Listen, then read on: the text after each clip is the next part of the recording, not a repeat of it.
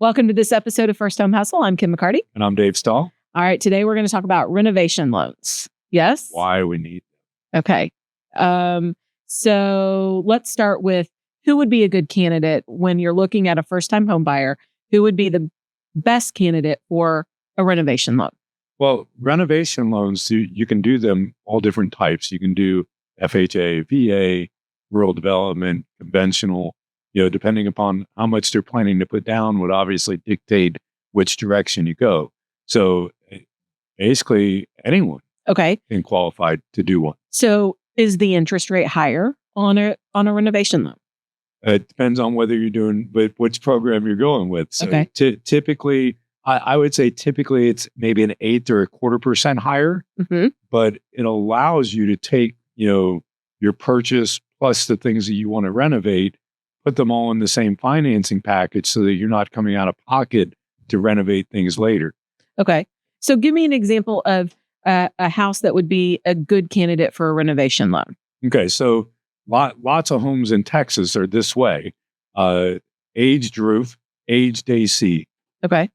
Somebody's looking at buying the house and the AC unit's like 15 years old. Right. And the roof hasn't been replaced in 10 years. Okay. Which is like really a long time for Texas. For Texas, yes. Somewhere like Northeast out in California, that's not odd, but here it's odd. So what we would do is we would take the cost of the AC, the cost of the roof, and add it to the purchase price. Okay. And then from there, we calculate the down payment that they're putting down based upon the acquisition cost. Now, obviously, the house is going to have to appraise for that total acquisition cost in order to be able to lend based upon the acquisition cost. In most cases on older homes that need stuff like that, just doing those two items is going to bring the value up enough to be able to cover it. Okay. And the reason for that is most of the time agents price accordingly because they're going to come into the house probably just like you would and go, how old's that AC unit? How old's your roof? Right. Because you've got two problems. One, the AC is getting ready to go out, and most buyers and their agents are going to identify how old that is. Right. And then from an insurability perspective, they're going to look at the roof and go, 10 years old? Wow, insurance premium is going to be really high. Right. So those two things, at least they balance out and make it so that your value is going to be higher so that you're not dipping into the bank to pay for those items. Right. Finance. Okay, so let's break this down a little bit. So if we have a buyer who we're looking at a house that is in need of maybe some of the mechanical things like an AC, a hot water heater, some of those things. But then we're looking at cosmetic things as well. So new flooring, new paint, maybe it's got popcorn ceilings because it's old. So getting rid of all the popcorn. Foundation. Is foundation something that can be thrown into a renovation loan? Yes. Okay. Yes. There's a different product for just about everything that you try to do. Okay. So obviously, if you're going the conventional route, credit scores do have to be higher. Okay. But you can add a pool. You can do. I mean, there's lots of different things you can do with renovation. Now, the good news is that most renovation loans are done for people who are buying older homes that haven't been updated, that need new flooring, that need a new kitchen, right? That the bathroom's outdated. A lot of this stuff needs to be brought up to current, and most of the time, that sales price is reflecting of that. Is reflecting of being aged and not updated. So when you go to add all that stuff onto the acquisition cost, it balances out because now you're now doing an appraisal based upon its completed value rather than its current value. Okay. So its completed value is now comparing this home to every other home that's been renovated to the same standard and is up to date. And it has to appraise. So let's say we've got floors, we've got an AC, paint. Let's say we have $50,000 in renovations. Okay. So when the appraiser comes out there, we're going to provide the appraiser with the estimates that we have so that he or she can see that, okay, we're going to be doing these things once this house closes. We're doing all of these updates or renovations, and we suspect that the value will be $50,000 higher than the current sales price or offer price. Right. So basically what I typically recommend for these is if you know that, hey, I'm going to go look at homes that need to be renovated. Mm-hmm. Take your agent, Mm-hmm. take your contractor, everybody go look at the house at the same time. Right. Because if you don't do it that way, it's going to drag out the lending process. And now instead of being able to do a 30-day contract, you're talking about 60, and nobody wants to do a 60-day contract. Correct. So if those are the homes you're going to look at, you're taking your agent, you're taking your contractor, and you're obviously your buyer, Mm-hmm. and the contractor is going to put together what it looks like as far as a total cost to do everything that you want to do. Okay. The agent is going to pull comparable market analysis based upon this home being practically brand new, completely renovated. So now what we're doing as far as an offer and that whole pricing of the loan Mm-hmm. is having an understanding of, okay, if it's up to date, this is what it's going to appraise for. Mm-hmm. Can we qualify for the financing based on that? Okay. So they have to all the qualify. numbers. They Right. have to qualify on the potential completed price. Right. And then they also put their down payment on the completed potential price. Correct. And so it Well, so has to appraise for that. It's the lesser of, right? Right. So if let's say it's a $200,000 sales price, Mm-hmm. you got $50,000 worth of renovations, and your CMA, comparable market analysis, says that, after all these renovations are done, this house will be worth $250. Mm-hmm. So now you got a $250 value, you got a $250 acquisition cost, you're lending based on the $250. But let's say that you say, hey man, you spend $50,000, you could actually see the value go to $300. So now we have you're still lending equity, but you're lending, right. You're lending on $250, but we need instant equity. Instant equity position. Right. Okay.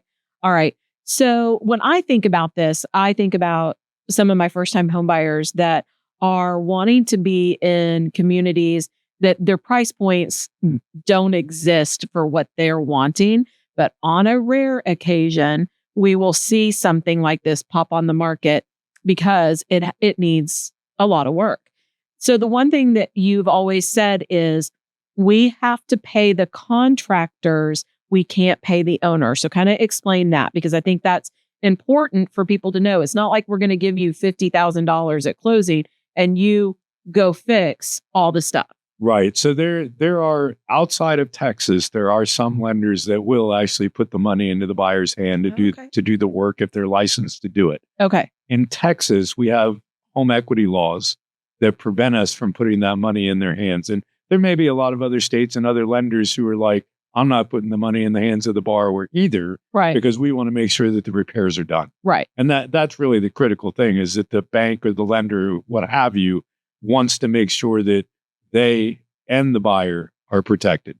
And if you're giving the money to somebody and the work's not done, then the bank is left holding the bag on this property that is still worth $200,000 because the $50,000 went to somebody else and nothing got done.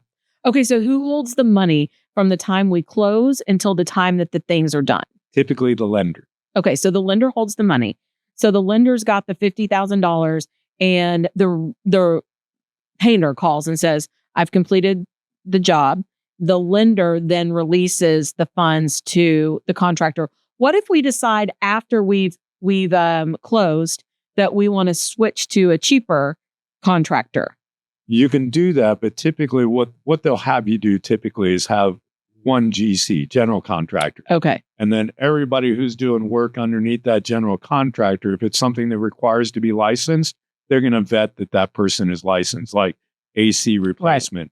Right. Gotta be licensed. Right. Electricians. Roofers in Texas have to be licensed. Right. So whatever that area requires to be licensed for, they're going to vet that. Okay. So, and in some cases, you can have multiple contractors. It's not the preferred method, mm-hmm. but you can have multiple contractors and they'll come out and inspect and go, okay, all the paint's done, money gets released to the painter. Right.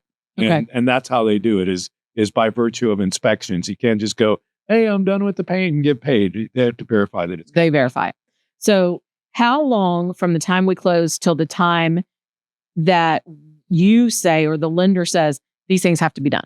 In most cases, it's 90 days. 90 days. Okay. If it's a more detailed project, because what they're trying to do is they're trying to make sure that homeowner, home buyer is able to occupy property. Okay. Within 90 days. Within 90 days. Okay. So we don't have to live in the construction. Well, a lot of people will, depending upon what they're doing. Right. Okay, but Right. it's not required that we're living in there. Right. Okay. Most purchase agreements, as it relates to the loan, Mhm. say that you're going to occupy the property within 60 days anyway, as Right. the primary residence. Right. It is a primary. So the different programs where you don't have to are the longer term construction projects, Mhm. like one-time closed construction loans. Not what we're talking about, but Right. different. Okay. That they allow for a longer time period, and some of the renovation loans that are conventional programs allow for a longer time period as well. Because I mean, I've done some where somebody wanted to rip off their roof and add a second story to their house. Oh, wow. Obviously, you're not living in the house with another Right. roof. So, there's some leeway there as far as that timeline. Okay. But for a first-time home buyer, like this could really open up a door that in a tough market, maybe where they are, this could be an opportunity to get into an area that may not be able to be purchased for their price point, and to get into a house where it sounds like you're going to have instant equity. If you do some of this work, you're probably going to have some instant equity. But I think some of the other things that we were talking about is like, you can go into an older neighborhood and find a home that's been completely renovated. Right. You don't like the bathroom. Right. You don't like the way they do the kitchen. If that's kind of what you're looking for, then maybe you do need this product so that you can do it your way, Right. instead of having to fix it after you buy it. Well, and it's still, in my opinion, it's still a good investment to borrow some of the money that instead of using your liquid cash, Right. to go ahead and say, okay, I'm going to borrow it at 7% or whatever it is, because I still think that that's the smarter thing to do than to tap your cash resources that you might need in the future. So, And even people who are really good at DIY and some contractors that we know, right. they, the last thing you do is your place. For right? sure. Yeah. So if your thought process is, ooh, I'm going to buy a fixer-upper, and you're a contractor, It's going to take you years to get it right, fixed. because you're doing work on everybody else's house and yours is last. Yeah. I have a scenario where if I'd have done a renovation loan on a property that I own, the project would have been done years ago. Mhm. I just started the project 2 weeks ago. Right. It'll be done like the end of this week, but holy cow, if I would have done it this way, it'd have been done 2 years ago. Right. So it kind of forces you to do it too. It does. It holds you accountable to Holds it. you accountable, It because holds the you lender is going accountable. to hold you accountable to doing it. Absolutely. All right. Well, I like the thought of introducing this to first-time home buyers and throwing it into the arsenal of tricks that we can throw out there, especially as they're looking at maybe more aged properties or properties that are in great areas but just need some Well, love. and some of these sellers would rather sell it to somebody who's going to occupy it and raise a family in it than to sell it to an investor. 100%. So when they look at your offer and you're like, ooh, I just need to qualify to be able to do the renovations, but my family's going to live there. Right. They're probably more apt to look at that offer over an investor if they care about the neighborhood more. Well, and you can think about it this way. If a first-time home buyer can justify that it is going to appraise for the work and everything done, well, we can make that fair market offer instead of an investor or a flipper who's going to come in and undercut it, Right. in order to even have more profit. A homeowner might actually make you a fair offer, and then knowing that it's still going to work and appraise, you Right. might net more money going with It's a different that perspective borrower. of the buyer. Right? Exactly. Right. Exactly. I didn't even think about it that way. That's a good perspective.